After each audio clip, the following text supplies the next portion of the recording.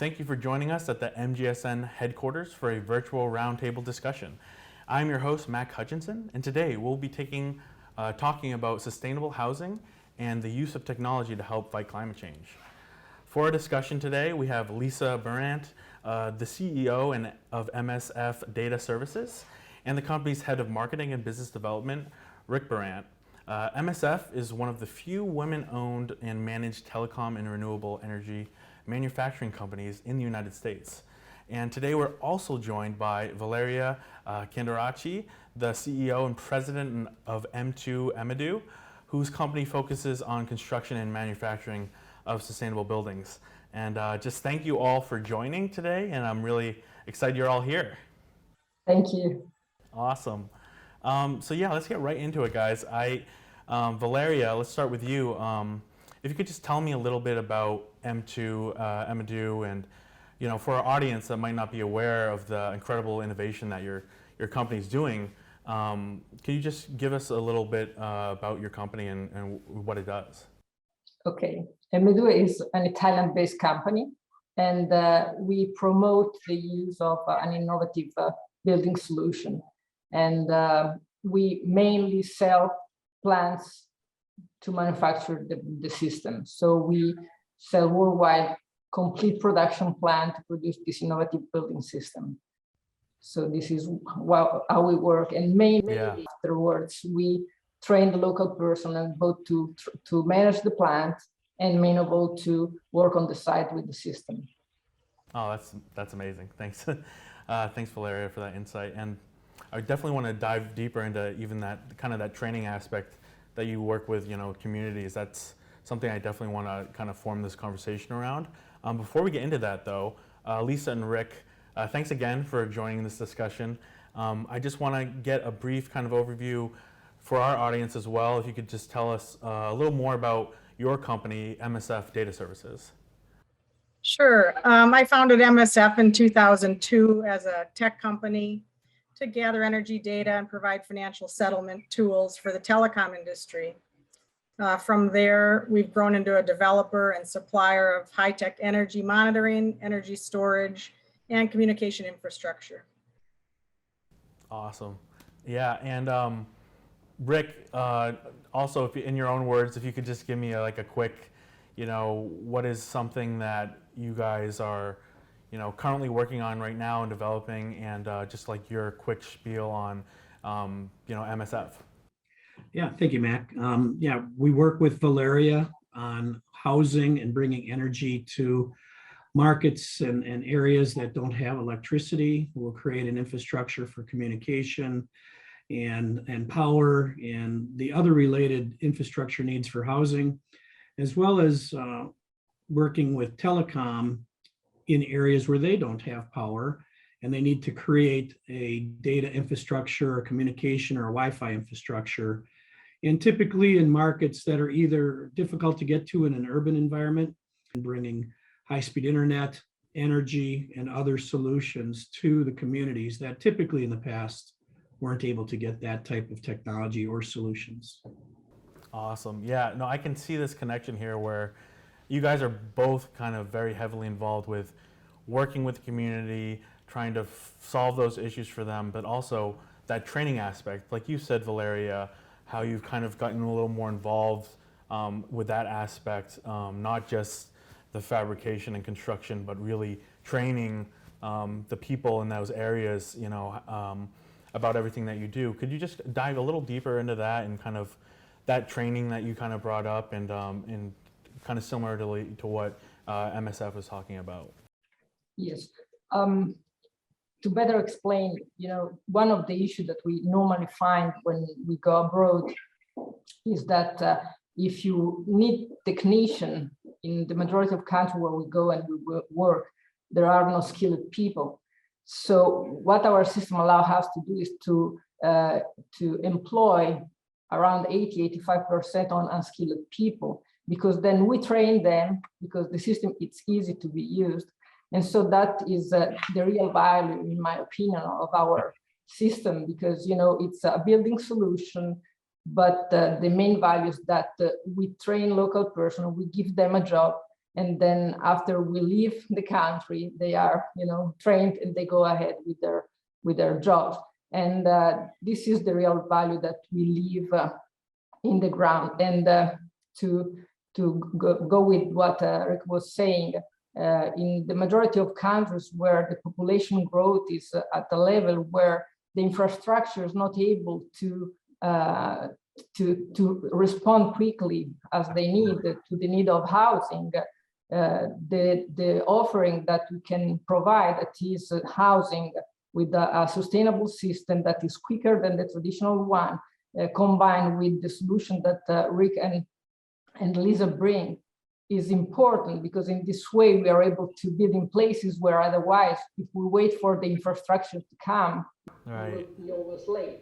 Right. So this is the real value of the solution that we jointly provide Yeah. to community. That's amazing. I mean, there's tons of value there. You're not only building these amazing these amazing structures, but also, like you said, creating jobs too in those areas. So it's really, I mean, that's unbelievable. Rick or Lisa, also, if you could you add to that, also give a little bigger picture on everything that Valeria just kind of talked about there. Sure. Yeah. Lisa, if it's all right, I'll start. Right now, we're really excited about telecom communication infrastructure into markets that are very difficult at receiving high-speed internet, Wi-Fi, or telecommunications backhaul in areas that do not have electricity. So we'll bring in Lisa's tech from a communication perspective and an energy perspective, and bring in solar and wind, make the connection between the telecom relationships, and bring Wi-Fi and backhaul that data very quickly to bring those sites into compliance for bringing power, bringing energy, bringing information infrastructure to these communities. And we're deploying those now, and the telecom community is very excited about being able to quickly deploy their information. Once we bring them the power and we bring them the backhaul, they're able then to put in their equipment and complete the system. So it becomes a great partnership, a nice synergy between power, energy, backhaul, and bringing it into the housing market where they really need it. Absolutely. Yeah, I feel like that is the biggest issue is kind of the infrastructure behind everything that you guys are talking about. And speaking of, like, I guess, biggest challenges, I know the challenge is that a lot of this stuff doesn't exist at all. But when you're going about it and kind of implementing these practices, what kind of has been the biggest, I guess, issue that you've been facing? I might give this question to Lisa. What kind of is the biggest challenge that you guys are facing when you're kind of implementing this, like, wide scale kind of smart system? Well, that's a good question. I suppose just getting into the communities, getting permitting, getting things set up in order to bring all of these different technologies into one place. And I'll add to that, because Lisa will send me in to try to get negotiations with community leaders and acceptance for bringing a project to market. And the challenge has been making people understand, making decisions, allowing the permits, getting adoption by the community leaders that, yes, these are good projects, these are needs that the communities need, and the delays that cause are our biggest frustration. Yeah, I can absolutely see how kind of, spreading that awareness is kind of like that first step. Valeria, could you, what have you seen, like, as far as like spreading awareness and kind of also working with, leadership in these certain governments? What have you kind of seen as you've tried to spread awareness? Has there been issues with that as well with your company? Well, let's say that the building sector is not the most open to innovation. So, to bring innovative solution is not easy. fortunately, the fact that we provide a solution for high population countries, mainly, actually our system can be used everywhere, but as it's an industrialized system, it allowed to give quick solution and high quality solution that is a value mainly in those places where the population growth is also a social pressure for governments. So they need to give quick answer to that demand. And so in this way, as we provide an innovative solution, but that gives them an answer to a very important question that sometimes can be a problem of stability of a government, allowed us to push a solution that has an environmental friendly aspect that otherwise wouldn't be interesting for them. Because when we talk about sustainability, I always say that there are countries where environmental sustainability is the least of the problem, but if we join economic and main of all social sustainability to that, then the value is what they perceive. So we have a good key to open, also government and leadership attention, because they have to give quick answers that otherwise can become really great problem for them. Yeah, so I can see it being a very big political problem as well. Yeah, I mean, for me, I would think that, as with most things, in your space specifically, they're looking at you as very disruptive. When, I mean, if you have the vision and like your company, that it's, it might look disruptive, but it's creating a lot more smoother and cleaner world. So it's about, that messaging. What would be like your, I guess, biggest answer to that when people are looking at what you all are doing as disruptive when it really is the opposite? Well, actually, as I was saying, we bring a solution that has a very important environmental impact, because our houses are high quality and with a high thermal insulation. So that allows, to have buildings that need less heating or less cooling, and we give a high quality solution in terms of quality of housing that normally in some countries, but also in Europe, is not always, a reality. So in this case, we are able to, first of all, through the value of our system, to provide a sustainable solution. And then when we are there to train people are open to what they are more sensitive than the governments or their leader to what is sustainability. So once that we are there, our technician train them on how to be as much as sustainable as possible. So they train how to use the system in order to build sustainable houses, how to finish the house in order to add value also in terms of sustainability, and also all the management of the product on site. The use of our system allow to have a cleaner site, to have less waste on the site, and so we train them also on how to manage the site properly. So it becomes a philosophy that is complete, and people are pretty sensitive to that. Sometimes we find more sensitiveness in people than in our first interlocutor. Absolutely. Thank you for going into that.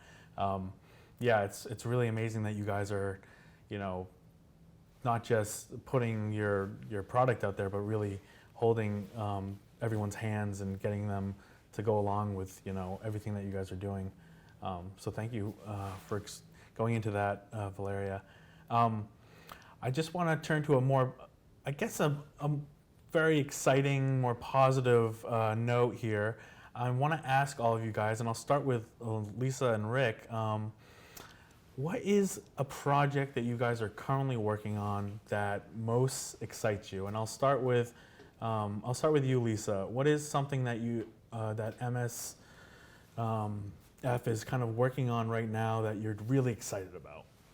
Sure, I'm really excited about the project we're working on with telecom and bringing communication to areas that otherwise can't have communication because of lack of electricity.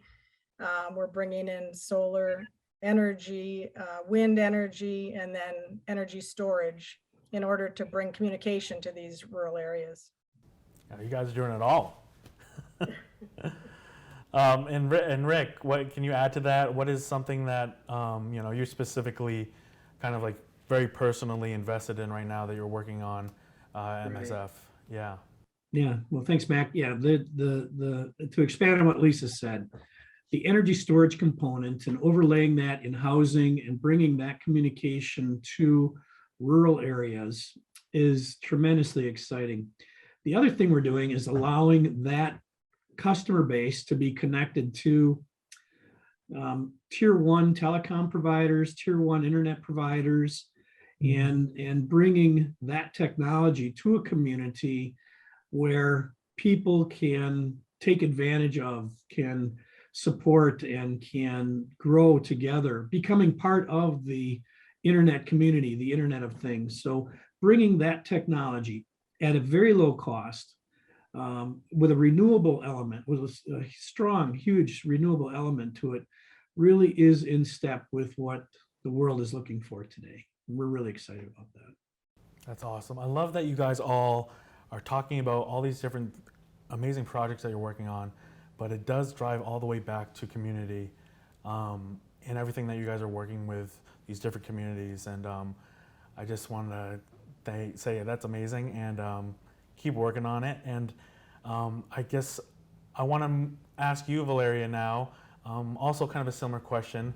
What is the most exciting thing? But I will before I let you respond, I just want to say I am so fascinated by M2's work in using these recyclable materials to construct these sustainable buildings. I actually studied architecture in college, and I didn't even know this was a possibility. When I saw your video of, the styrofoam and being able to create like these beautiful structures from little homes to, stadiums, my mind was blown. So if you could just, maybe you want to talk about that, maybe you want to talk about something different, but for me, super excited about that if you wanted to go into that a little bit. Thanks. At the base of the idea that created our system is the need of apply industrial procedure to a field that is the construction, where things weren't used to being organized in a standardized way. But as we are Italian, we didn't want to lose, the flexibility. So the system allowed to standardize the procedure, the operations, so you don't lose time, and so everything that can be standardized, it's standardized, but then the product gives you the flexibility to build whatever you want, from a single house to the villa to up to the stadium that probably you saw in our website, and everything with the highest quality possible. And this is what I was saying is important, because that means that also the social house is not of a lower quality, because the quality of the product is the same of the village, just the finishing that can be different, but the quality, the strength, the structure is absolutely the same. And also the flexibility, because if you want just to give an architectural aspect that is, a bit better than the traditional structure for social house, is not difficult, and it's not more expensive. You just give the shape you want, and you have a beautiful house and a nice environment that is always good to live in. Oh, that's fantastic. Yeah, I kept going through your website and the videos. It was just wonderful to see all the different projects, from large scale, big developments, to small housing for, these social, housing projects that you guys have done. It's just really amazing to see. So, thank you. Thank you. Now that we had that kind of more positive note, I want to get into something that we all have been experiencing the last 2 years, and it's been difficult for many, for everyone across the world.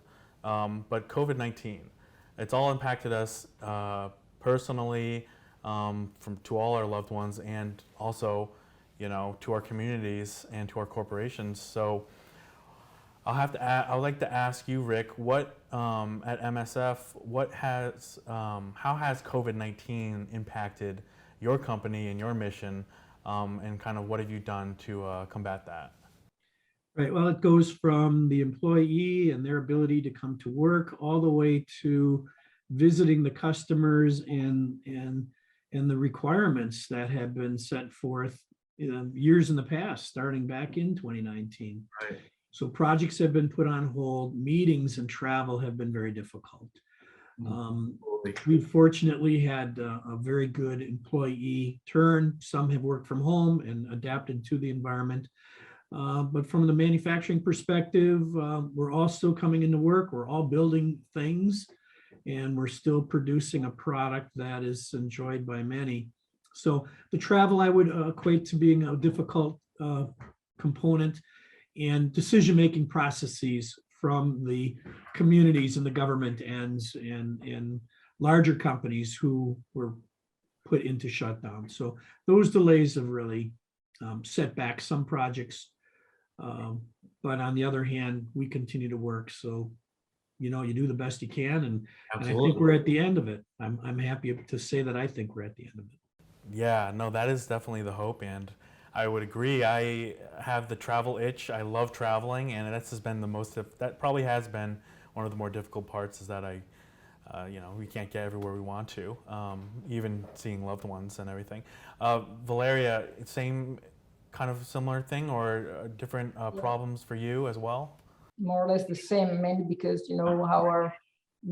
a big part of our job is to go and train people locally, and also in places where the internet is not that common, and mainly in the site, you have to be there. So for more than 1 year, my technicians were able to travel. So we did as much as possible doing a webinar for customers, trying to do what we could through the internet. But of course, as soon as the airport opened back, my technicians started to fly to our customers, because this is our mission. We need to be with our customers. So for us, it was a very difficult period. We of course maintained relationship with the customer, but also they had problem going to work because the majority of countries were in lockdowns. Now the good thing is that thanks to the system that allowed to organize pretty well the sites, also that allowed to manage better in terms of COVID-19 regulations. So people are organizing in little group, a small group, but they don't need to be close one to each other. And so at least in the site, they went back to work quicker than in the factory. Oh, that's great. So you're still able to talk to community leaders and train people. That's good to hear. Yeah, exactly. Awesome. And I think, Lisa. 2020 was a difficult year, but I think COVID has just changed the way we do business, and it's okay to work from home. It's okay to have a different background behind us. There's dog barking in the background. So in some ways it was very difficult 2020, but things are coming back strong, and it's just changed the way we do business. Yeah, it's the new normal now. It's Zooms and FaceTimes and all that good stuff. Right. The good stuff now. Yeah.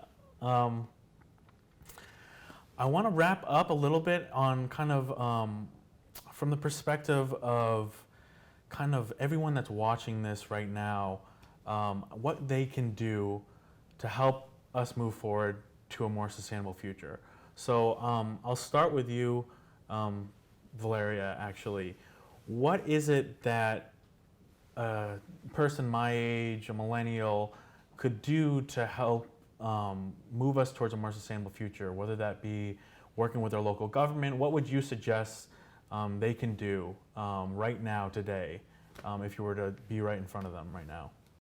Well, I think that continue to push in order to raise the sensitivity on certain aspect like sustainability is the main thing to do, because as I was saying, is, you know, in maybe in the United States, in Europe, is something that is quite normal to talk about, to have certain kind of sensibility, but sensitivity. But in other countries, because of economical situation, because of other problems, is not so.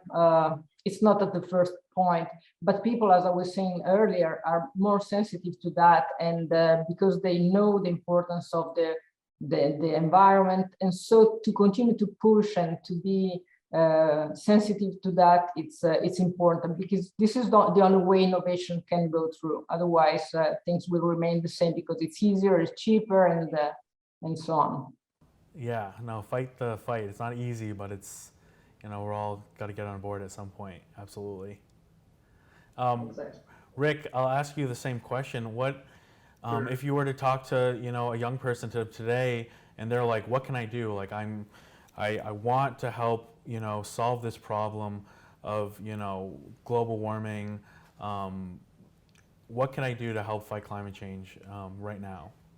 I think two things really, just two fundamental things. Become aware of what technology can do for you. There's so much energy in the sun and wind and renewables that people aren't aware of. So become familiar with what is available, what technology is allowing us today, and take that message to community leaders and to join together with others and educate each other to a point where we can make a difference. Energy and energy storage and information infrastructures are so critical to our lives on an everyday basis. Become aware, become part of the solution. Don't wait for somebody else to do it. Take it up yourself, be a part of the solution, and we will move along faster. Absolutely. I couldn't agree more. I'm definitely a believer in order to create these big changes, you got to start small with you as an individual, but also, you know, start with your local government, go to your community leaders, start there. And I think that's where we need to go, where we need to start. So yeah, thanks, Rick. And Lisa, similar question, you know, if, you know, young people they don't know what to do. It's not, hashtagging isn't going to solve, you know, global warming isn't going to stop climate change. What can we do practically right now today to help solve this, you know, huge issue that our generation's going to have to deal with? Sure. I agree with Rick and Valeria. We need to get involved. We need to just start small. There's some small things we can do working with local community and getting involved in projects that they have out there. We have to look into the electric vehicle programs. I know those are going to grow, and it's okay to change. It's okay to, that things will be a little different, but it'll make a big difference in the long run. I'm just excited about, yeah, go ahead, Lisa. No, Yeah. go ahead, Rick. I'm just excited about what's before us. Technology has lowered the price of things that cost a lot more in the past. And we're at a point now where we can competitively compete with traditional oil-based fossil fuels, and we can provide high-speed internet at a far less cost. We can educate our population. And from a millennial standpoint, think about the people who are growing up in areas that don't have the opportunity. Look at what we can bring to them to advance themselves and to cultivate their ability to innovate and to design and think of things. There's probably a tremendous asset out there who never has had the opportunity in the past. And with incorporating these technologies and expanding that into the rural America, rural world for that matter, I think the whole world's better off. It's a great time to be in this business. Yeah, I would you say, Rick, that the level, you know, the playing field's kind of leveled out a little bit, where before it was very, you know, oil and, you know, big oil corporations had the price, you know, to their advantage, where now it's more, you know, the economy, you know, you can kind of choose now. Are we kind of there where people really have a legitimate choice? Do you think that's where we are at? They're getting closer. Earlier, I said, be aware of what's available to you from a millennial standpoint or from anyone's standpoint. You should learn and understand what opportunities are before you instead of just following the traditional path.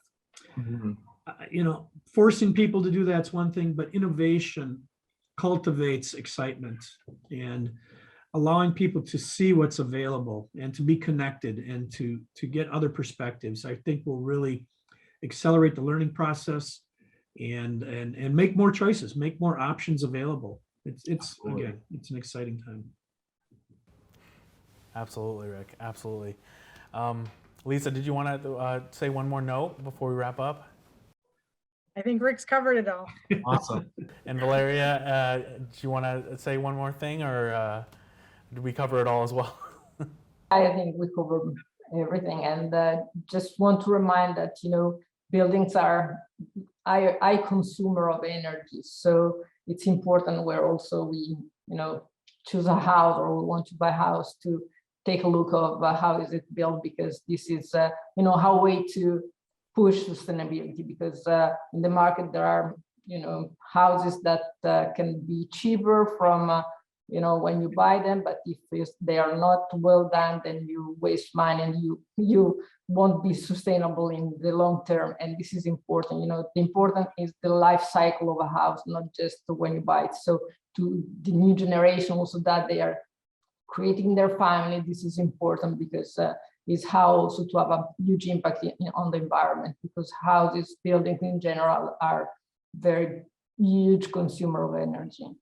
Absolutely. And I think we all could be more conscious about how much of an impact it is, buildings are around the world, and, creating those choices. So again, thank you all for, at least getting to the point where now we have, better choices for ourselves, whether that is the building materials we use, whether it is the charging stations, Rick and Lisa, and the, power grids that we choose to get them to be more smart and greener. So thank you all again. This has been a wonderful discussion. That's about all the time we have today. I just want to thank you all again for this lovely discussion about community and about, helping, solve the issue of climate change. Just for more information, please visit our website at mgsn.net. And until next time, I am Mac Hutchinson, and thank you for joining us.